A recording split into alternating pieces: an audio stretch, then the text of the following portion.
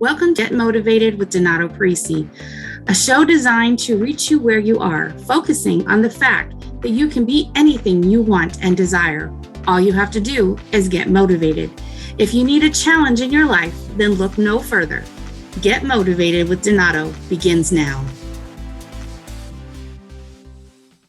Hey everyone, and welcome back to Get Motivated with Donato. I'm your host, Donato, and today we have a special guest. We have Billy Roberts with us. He is a coach, speaker, teacher, author, so much stuff. And, you know, I can't say enough nice things about Billy. I mean, the second you meet him, honestly, he's like just the most welcoming person and just so nice, so out there, so warming and inviting. He's just a pleasant person to be around. So welcome, Billy, to Get Motivated. Thanks for having me, Donato. Thanks for having me, man. I really appreciate the opportunity to sit down and chat with you. Any chance I get an opportunity to sit down and talk to people is good. Anytime I get a chance to sit down and talk to good people, it's even better. So this is a really good time for me, like-minded, I like this. This is, trust me, I'm feeding off of your energy. I'm feeding off of you, man. Right? So I'm learning from you. I'm looking at you. I'm feeding off of you. So trust me, I'm not just giving to you. I'm receiving. This thing is reciprocating. Well, that's, my background as a preacher too. I always say, the best sermons I give are talking to me, So I hear you, man. No, that's great. Right. Yeah. So again, welcome to the show. So happy to have you. Again, I can't say enough nice things about you, man. I really appreciate you. And, let's just get into it, right? So okay.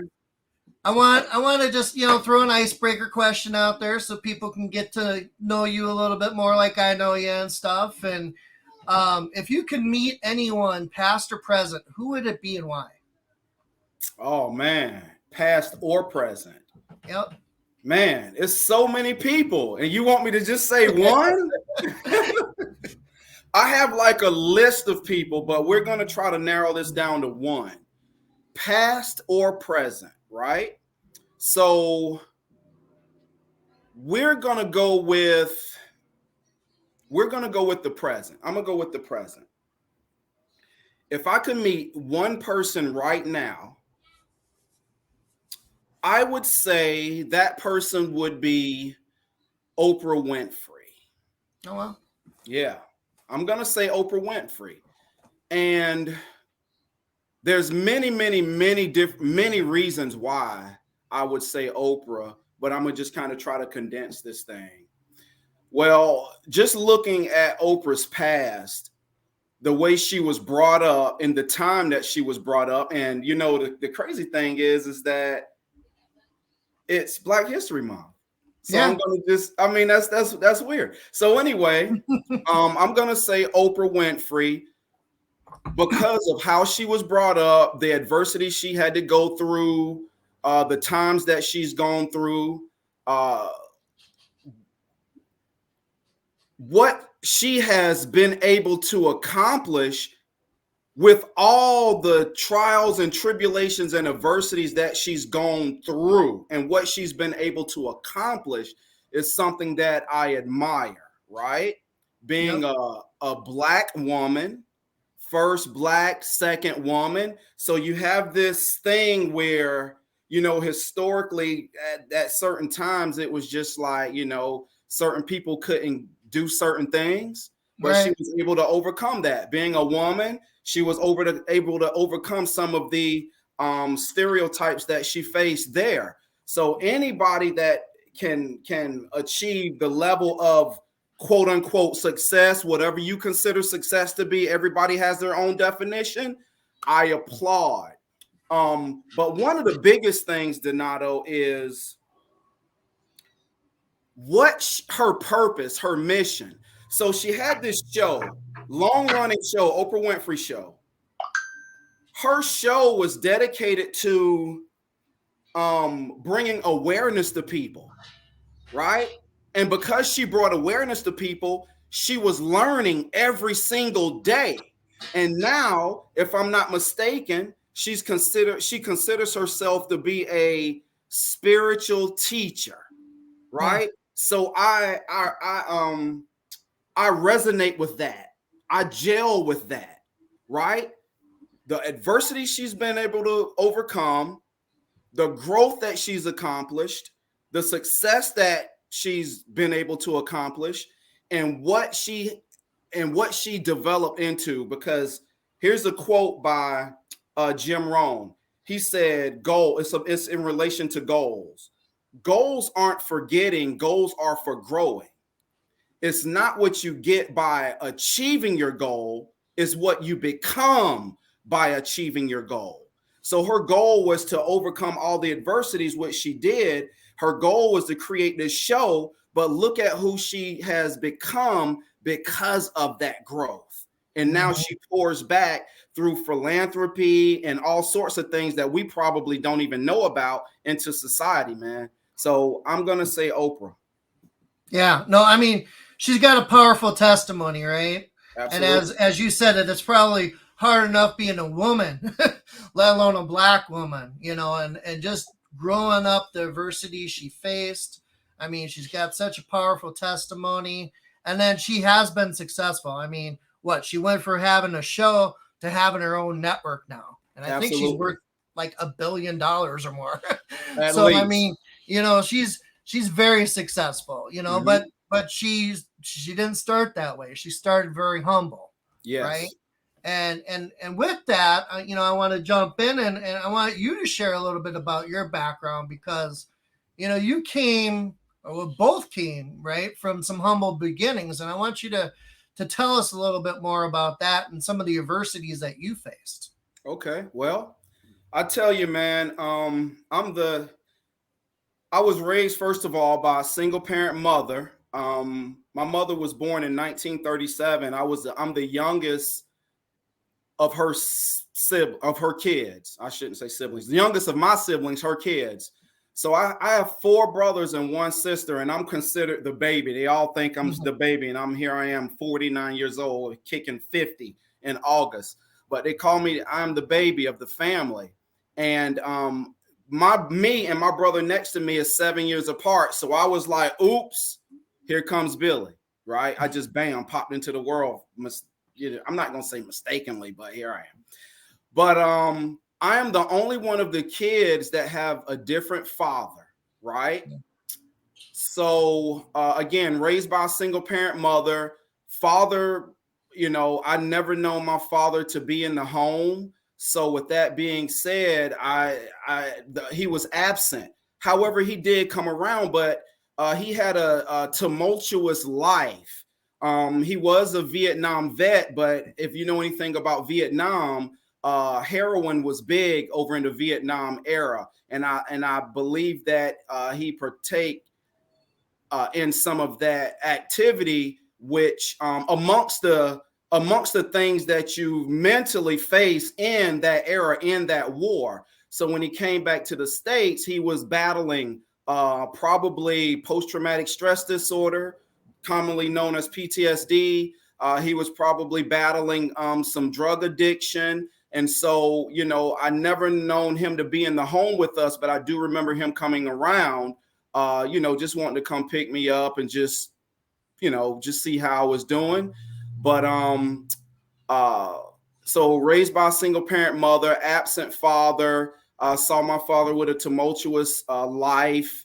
With my mom, she essentially worked in a sweat factory. It was an ironing factory. So essentially it was hot. She worked there for 30 years. I have a motivational talk where I say she stood on a hard concrete floor for 30 years until the bones in her feet collapsed, which they actually did. And she had to wear some orthopedic shoes for a certain period of time. And back then the pay was minimal, right? So my lifestyle was feast or famine. you know, the only goals that I knew about was the goal was to pay how were we going to pay the light bill or the gas bill at the end of the month.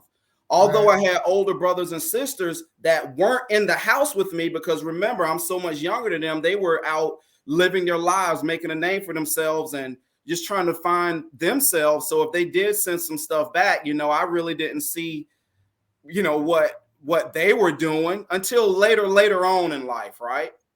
But because of the environment that I grew up in, Donato, which was inner city, I was raised inner city around what happened in the inner city. You know, you had the winos up the road, up the street on the corner. You had the drug dealers right in front of the house. You had the everything else that's going on. And so I was raised right. However, I was raised in a certain environment. And if you know anything about environment, I heard Bob Proctor say environment is stronger than heredity. And so when you're raised in a certain environment, it's a really good chance that you're going to become a product of that environment, right? Although your teachings in the house might have been opposite from that, as a kid, a lot of kids, they will adopt or adapt to their current environment for multiple reasons. Some of the reasons is just wanting to fit in. Some of the reasons is just that they're sick of the lifestyle that they have going on inside their current home and they want a different one. And we can go on and on and on about why. But I adopted the lifestyle of my environment, right? And because of that, it took me down a really dark road for about a decade, I would say. And that was the most rocky roller coaster ride that I ever been in my life. However, I wouldn't take it back, right? Because I adopted the environment. I adopted the lifestyle I adopted I was a product of my environment. I started doing the things that people in my environment did. You know, I got into some legal trouble because of the things that I was doing. And I'm not even going to elaborate that. You can just use your imagination. However, my mom used to always say this scripture. She didn't say it right. I'm going to say it the way she said it. But you, a pastor, you know what it is. She said, raise a child in the way he should go and he will never go astray. Well, that's not exactly what the word says, but that's exactly what it pretty much means. And so she raised me the way I was supposed to go. But then, so when I went down that dark road, got off that beaten path, and I finally said, enough is enough. And, you know, I brought trouble on the home, man. Just to jump off the mark and just tell you about some trouble that I brought at home. I was doing some things outside of the home when I was staying with my mom at one point. And what I was doing brought the trouble back to the home. And she ended up getting robbed, right? Some guys put a gun on her and told her to go in the home and they robbed her. And that was a turning point. But what happened prior to that, man, I went through a stint of brief homelessness. I was sleeping on some friends' couches. I slept in my truck. And it scared me, right? It scared me. It scared me into reality. But an angel was there standing amongst me.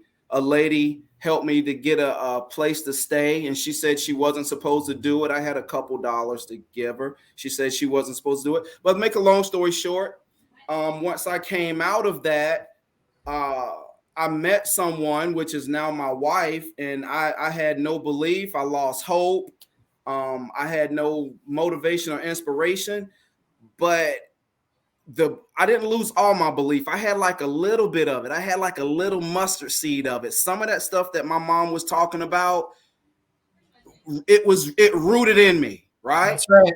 It rooted in me. That's why you're supposed to raise them the way you're supposed to raise them, because even though they go down a dark road, kids go down a dark road, or people will go down a dark road, they'll go back to that little bit that they have left. And that's what I did. And I met someone, which is now my wife, and she said something to me that I'll never forget. She said, Billy, you're different. It's something about you. I'm like, you don't want to deal with me. You know, I got, you know, I was so low, man. I was just pushing opportunities away, right? But she was persistent, and she said, no, it's something different about you. She said, I believe in you. It's something about you. I believe in you. And I'm going to give you a quote by Les Brown. Les Brown said, if you don't believe in yourself, then believe in the belief that someone else has in you. Borrow their belief until your belief kicks in. Yep. And so what I did was I took that little bit of belief that she had in me, and I added it to that little speck of belief that I had. And dude, we've been married for 19 years. 19 years. I went from that tumultuous situation, brief stint of homelessness, legal trouble, all sorts of just, man, you can't even imagine, to getting married, becoming a chemist at one point, working in the mortgage industry, owning, being a business owner, owning property, having kids and being a father, right? So, dude, I'm called to this, to what I do. And I never knew it. I never knew I was called to it. I never thought I was qualified to speak to people, right? But as I kept on with my faith walk, because that was the number one part of it, the faith. When I went on with my faith walk and my journey, and I got in more, it's not religious relationship. I'm more relationship than I am religion. Right. The more I did that, I found out something. I found out that God does not call the qualified. He qualifies the called. There you go. And so once I found that out and stopped beating myself up for some of the things that I did and the lives that I might have destroyed in my own life, man, and learned that, you know, God said, there's no condemnation to those that are in Christ Jesus. I stopped beating myself up, man. It was on and popping then. You can't even stop me from talking. Hey, you know what? Go, you go, man. It's your turn. I can do this all night, man, because I'm full. Yeah, well, no, that's how we're supposed to be, right? And and I appreciate you being so open and honest and candid. I mean, because that's what it's all about. Like, you know, we need to set that background, to set that stage that says, hey, look, we understand real life. You know, I mean, your story is incredible, but I hear you. I understand. I grew up on the streets of Gary, Indiana. You can't get any rougher and tougher than that. You know, so it's all about, you know, what are you going to take from that environment, and what are you going to leave behind? Some of it defines you, but you don't have to let it ruin or run your life, right? That's you right. You can choose what you're going to do, and you know, having faith in God, right? I mean, that's huge. Yeah. Because like you said, you know, that little seed in there, it was rooted. It was firmly planted. You know, you might have been like messing up the topsoil, but it still had something underneath there that got you back. There you go. You know, and that's what it's all about. So I mean, that's kind of like the thing here. Now we're talking about where this show is like Get Motivated. You know, we're supposed to take our life experiences. I mean, both you and I have been mentored by Les Brown, you know, and I was in the book back here with The Greatness in You, you know, that, you know, it's like I said in that book, you know, it's all about playing the cards we're dealt. We don't get to choose some of them, but we get to choose how we handle it and move forward from it. Right. Yeah. Les says, if you can look up, you can get up. That's right. You know, and that's the thing. So Get Motivated is about getting up off the couch that kind of thing, hearing these stories, right? So from your perspective, when you hear get motivated, what does that mean to you? Oh man, I love that word. One thing it says is move, right? Move. It says to me flow. When I hear motivated, I hear move. I hear get in the flow. I hear alignment, right? What are you gonna do with the talents that God has given you?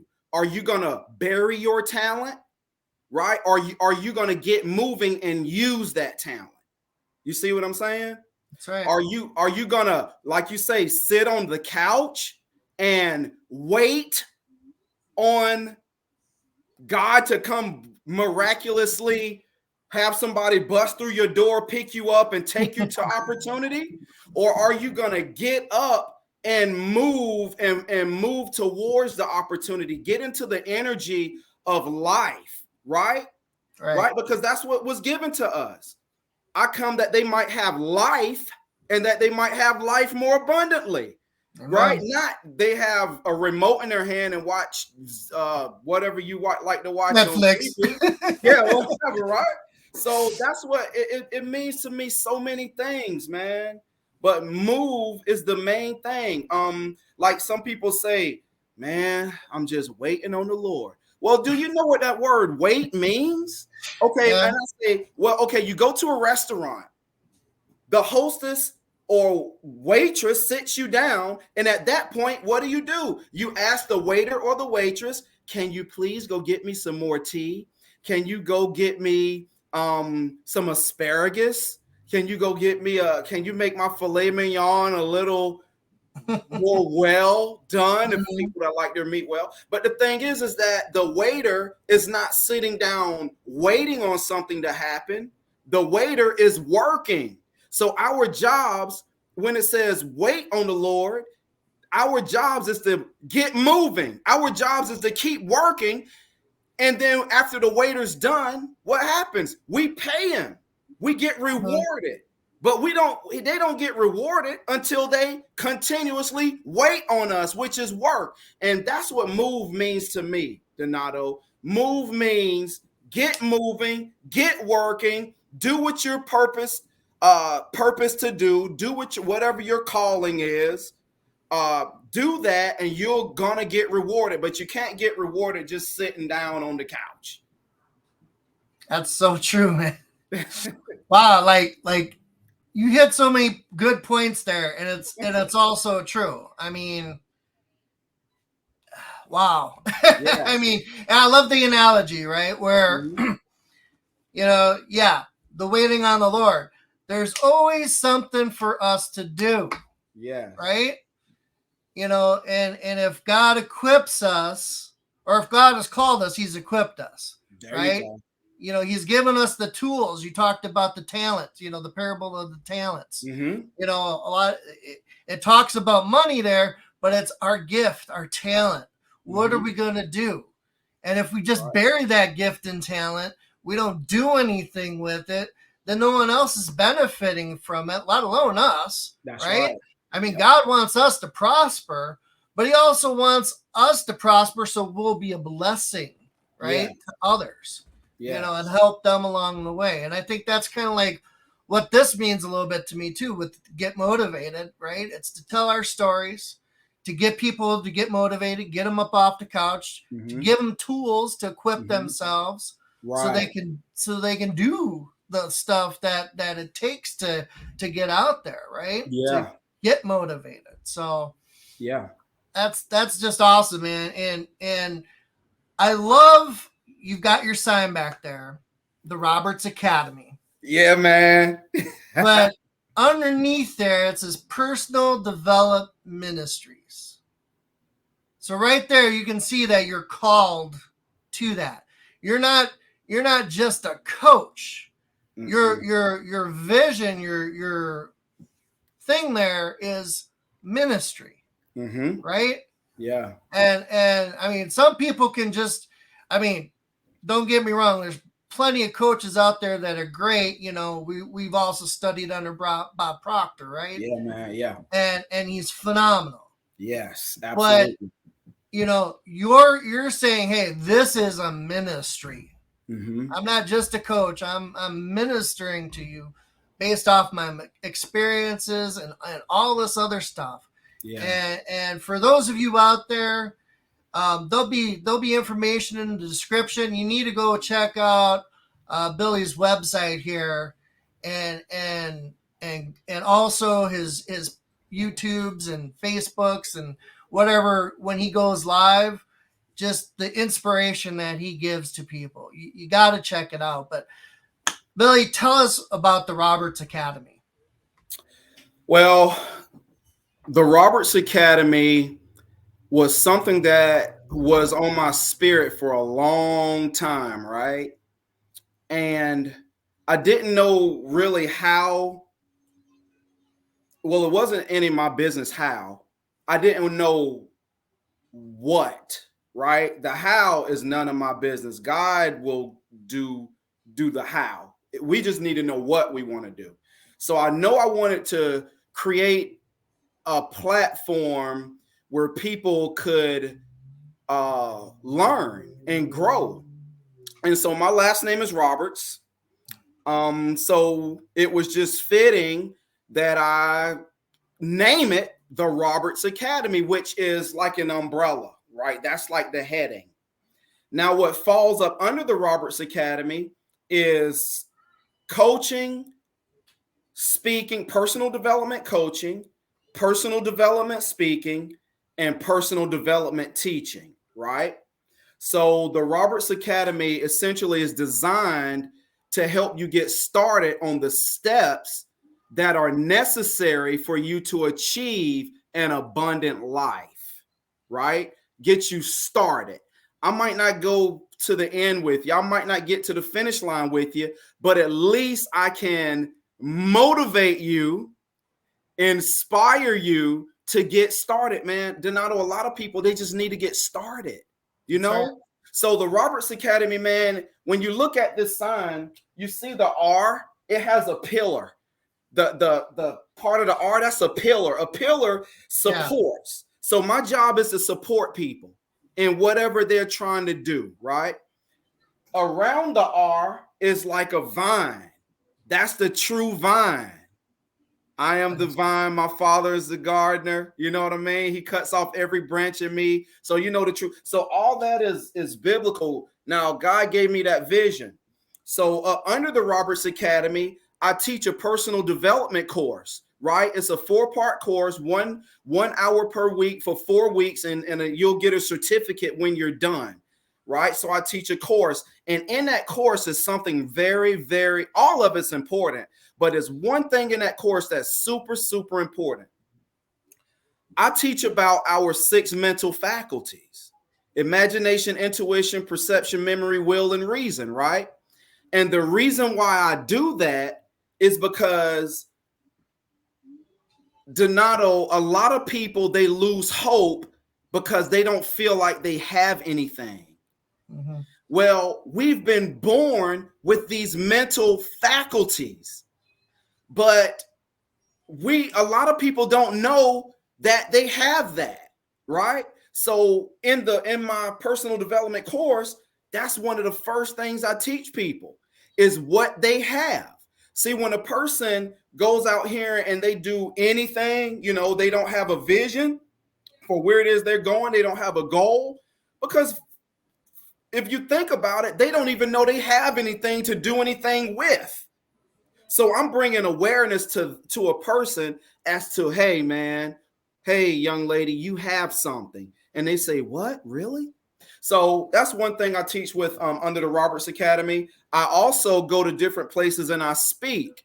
Not as much as I would like to right now, but that's what I do. Schools, businesses, wherever it is, Walmart parking lot. I don't care where it is. I'll talk to anybody and inspire them. So I coach. I have the 4-part personal development course. I speak, motivational speaking, and I coach. which right now I have a coaching multiple clients. I do a lot of one-on-ones, and I'm doing corporate coaching as well, where I help small businesses, mainly working with the CEO and their employees, but mainly the CEO, because they're like the head of the company. So I help them with leadership. I help them understand the conscious and subconscious mind, all the stuff that we learn and read about. I help them with all that sort of stuff. I help them leaving everyone with the impression of increase. All the things that we learn is what I help them with. And man, I tell you, it's life-changing leadership. So that's essentially what the Roberts Academy is. It is a ministry, but I also like to say it's a movement. Mm-hmm. Yeah, it's a movement. But that's the thing. An apostle, okay, starts a movement, like the Word Faith movement, for example, and things like that, right? So whether or not you consider yourself that way, just saying it's a movement, right? That's what that is. A leader starts a movement and gets some traction underneath it, right? To help benefit other people. And that's what you're doing. So, I mean, that's fantastic. I appreciate you for doing that. And I know you got a few different courses that you offer. Yeah. So, you know, again, that information is going to be in the description. I encourage everybody to check that out. And, you know, the cool thing about all this is that, you know, in some of your teachings and whatnot, or if people, let's say, can't afford the teaching right now or something, they can go out and get your book. That's right. And the 4 Phases to Abundant Life. It's available on Amazon. Again, information's in the link below. But you talk about specifically 4 principles there. Yes. Imagination, goals, overcoming fear, which is huge, right? And focus. Yeah. So, you know, I was reading it, and I mean, it's just good insight, right? It's what we need to get motivated, to get us up off the couch, to equip us, and to get started. There you go. You know. So give us some insight on that and tell us more about that. Okay. Well, the 4 Phases to Abundant Life was a vision, and this book is 4 years old. It was a vision that I had. Just, you know how it is where you're kind of sitting around and something, the spirit just pops in your head and you feel like, hey, I'm supposed to be doing something. That's how that happened. So the 4 Phases to Abundant Life, the vision popped in my mind as to what is it that people need. People need motivation. They need inspiration. Well, they need inspiration to do something, right? So what that means is if a person's going to do something, they need to be inspired to do it, right? And the inspiration for them to get inspired to do something normally comes from within, right? From their imagination, from their thoughts. So in order to achieve the abundant life that God has for us, we need to tap into the thoughts that he downloads into us. Those downloads are the imaginative faculties that we get. Everything was created from there, from your imagination. Everything that has been created and everything that will be created is going to be created out of your imagination, right? Whether it's creative imagination or synthetic imagination, it's going to come out of your imagination. So that's the first phase in achieving anything that you desire to achieve, or whatever you desire to have, right? Albert Einstein, I use it in my workbook. Imagination is everything. It's the preview to your life's coming attractions, right? The preview, the preview is something that flashes before your eyes that you could get, right? And God is not going to give you a flash if you don't have the capabilities to manifest that thing. So that's the imagination piece, the first phase, or I should say first principle. The second phase that was given to me is, now once you get this thing in your mind that you want to do, now you got to set the goal to do it, right? You got to have a goal. You got to have a direction, right? So you got to set a goal. There's a statistic that says only 3% of adults have written goals, right? So what that tells me, and it should tell a lot of people, that there's a lot of people that don't have goals. Now, they might think they have goals. You know, I'll walk up to people and say, hey, do you have goals? And then they'll say, yeah. I'll say, where are they? They'll be like, yeah, they're right here. I got everything I want right here, buddy. I'm like, well, you have wishes and you have fantasies and you have dreams, but essentially it's not a goal until you make it tangible, until you can actually see it. And the way you do that is a biblical principle, Habakkuk 2:2, write the vision and make it plain so that he may, whoever reads it will run towards it, right? So you got to use your imagination, first principle. Second principle is set the goal to achieve the thing that you've imagined. The third principle is overcoming fear. And something you didn't mention is also, I put in there, self-limiting beliefs. So once you set a certain goal, a lot of times it's going to be something that you've never acquired. You've never done this thing before. So it's out of your comfort zone. So you're going to have, you know, because we're human, we're flesh, we're carnal, you're going to have a sense of nervousness. You may be afraid, but you got to overcome that fear, right? And you got to overcome whatever self-limiting beliefs you may have, right? So when you set these goals, you got to just move towards it. Sir Richard Branson said that everything you want is on the other side of fear. So the goal that you set, if you want to achieve it, you just got to bust through what we consider the terror barrier and get there. And you're going to get that thing, and it's probably going to make you happy. Then you're going to set another goal, and then you're going to have to go over the cycle all over and over again. Susan Jeffers wrote a book. She said, feel the fear and do it anyway. The only way you're going to overcome this thing is just do it, man. You got to get on the roller coaster and ride it. So once you overcome your fear and your self-limiting beliefs, then the fourth principle is focus, right? So now that you've bust through the terror barrier, you've overcome your fear, now you got to focus on the thing that you've imagined. You got to focus on the goal you set, right? Wherever your hey, Les Brown, wherever your focus goes, energy flows, right? And results show. What you focus on the longest becomes the strongest. So are you going to focus on the things you don't want, or are you going to focus on the things you do want, right? Which is the goal at hand, the aim, the destination. I believe it was Steve Jobs. He said that a lot of people think that focus means just focusing on one thing wholeheartedly. He said, yes, this is true.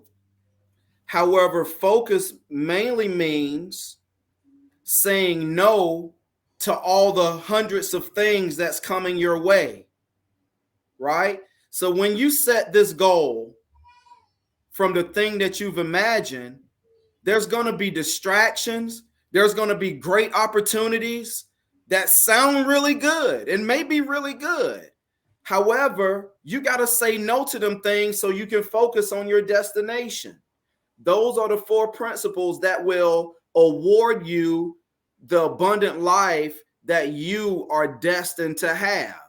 The use of your imaginative faculties, your imagination, set your goal, overcome your fear and self-limiting beliefs, and focus on that thing.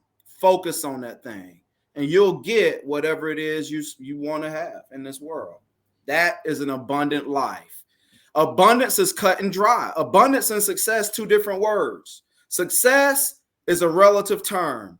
Abundance is a large quantity of a substance. That's the definition of abundance. So I failed to mention that about the title.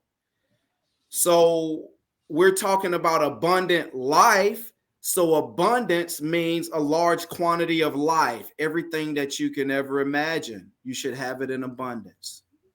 There it is, man.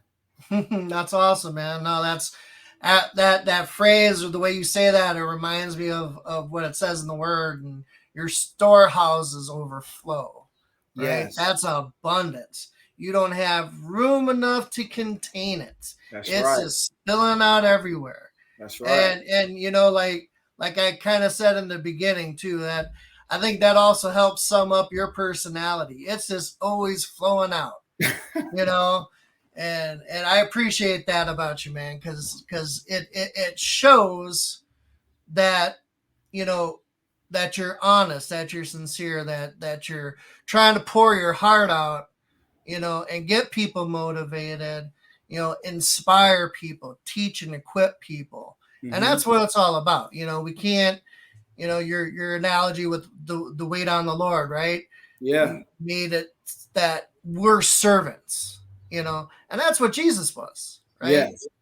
He was the servant of all, you know, and he showed us how to walk. So, I mean, I think that's just great. And so with these kinds of things, you've given us a lot to go on today. And I mean, there's just so much more, you know, again, like with your development courses and stuff. Mm-hmm. Tell us just a little bit more to help motivate people, like how they can get connected with you, you know, why they should, you know, get you to speak, all those different kinds of things. Like, I mean, you've told us so much, but tell us more and tell us how to get a hold of you and stuff. Okay. Well, how to contact me, CoachBillyRoberts.com.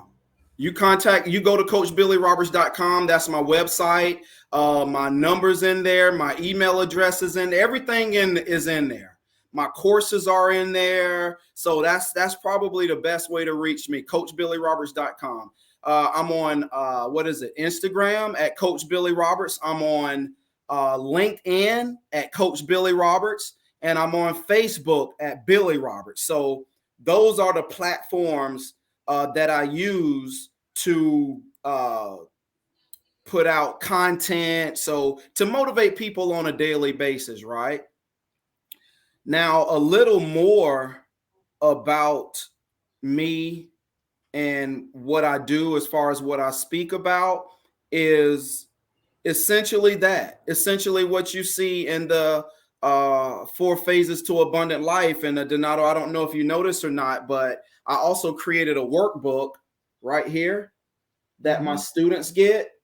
I don't know if you can see that. It's Q plus Q equals V. Quotes plus questions equals vision. Nice. Right? And if you think about it, quotes inspire people. You notice I use a lot of quotes. Yep. Right? I use a lot of scriptures, which are quotes from the Bible. And those quotes inspire people. And again, like we said earlier in the conversation, people won't do anything unless they're inspired to do it. Right? So you got kids in school. If they're not doing their work, or if they're not listening to their parents, or if people in society aren't doing what they should be doing, a lot of times they're not inspired to do something.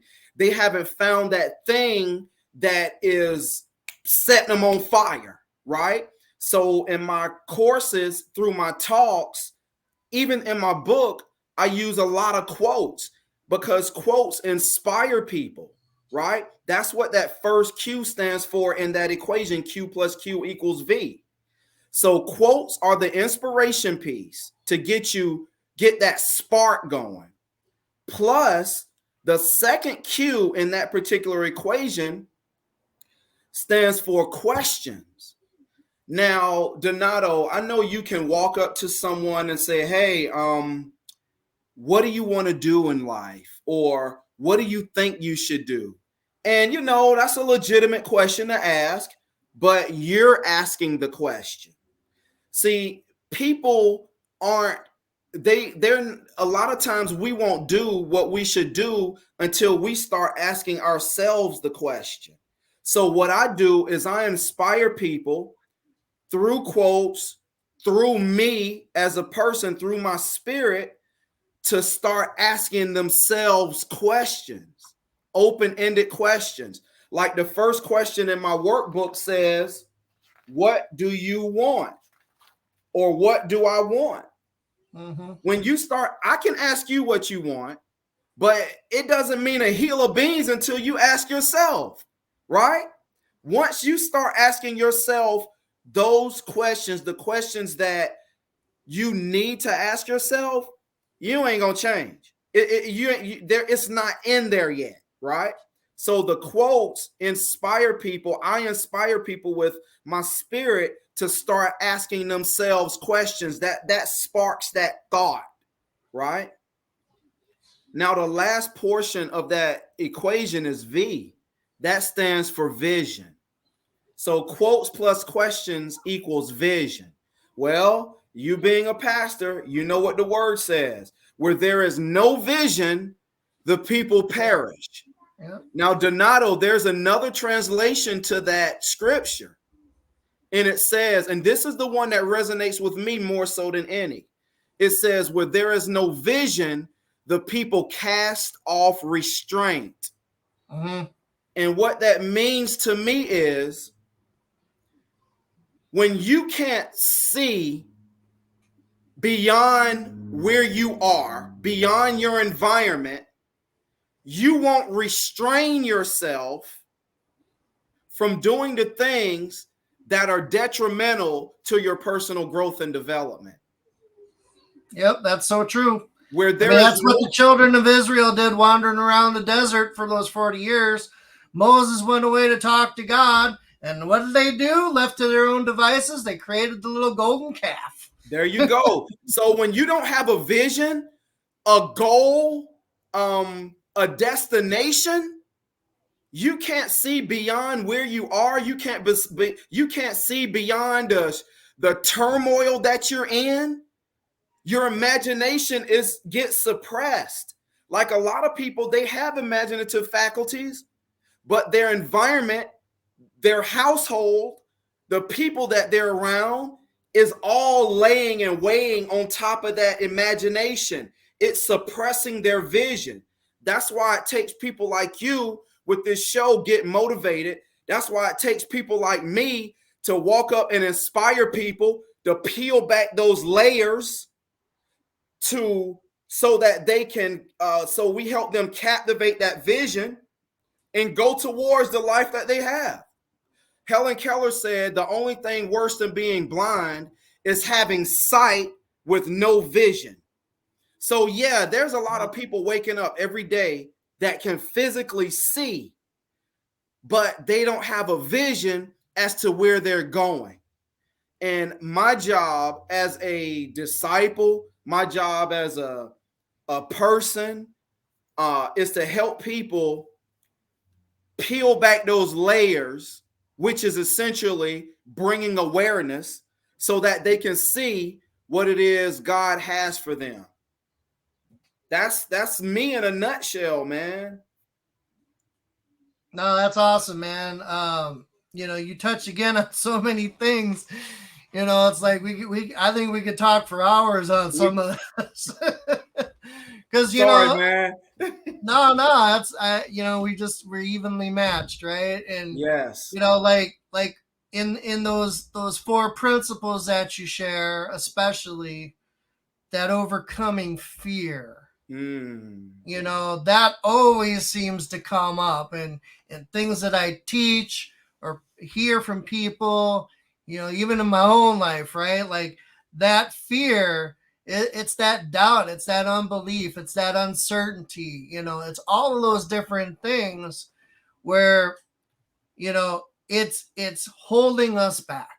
Yes. Right. And we need to get past that fear, having, that imagination, right. To see that goals, Mm-hmm. to see, us becoming something, right. And then to have that focus, all of those principles that you share are so key.